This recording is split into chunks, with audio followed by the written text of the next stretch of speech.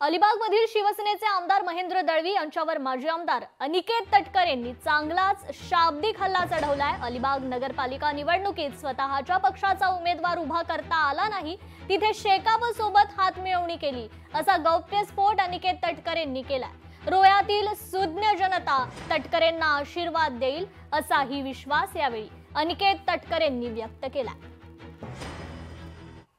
मला तर फारच हास्यास्पद वाटतं, अलिबागचे आमदार स्वतःला तिथे त्या ठिकाणी नगरपालिकेला उमेदवार सुद्धा देता आला नाही।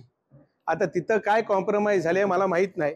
एकीकडे म्हणायचं आम्ही शेका पक्षाचा सातबारा कोरा करायला निघालोय आणि मग आतून तिथे अलिबागला शेका पक्षाची हातमिळवणी करायची। आता ही दुटप्पेपणाची भूमिका ही एकदा लोकांच्या समोर सुद्धा आली पाहिजे। रोहा बदलतोय म्हणण्यापेक्षा आधी अलिबागकडे त्यांनी जरा लक्ष दिलं असतं तर बरं वाटलं असतं। रोह्यात पण आज त्यांना उमेदवार नाहीत, आमच्याकडनं उमेदवार पाळवावे लागतात। लोकशाही मराठी ऐका, पहा, जागरूक रहा।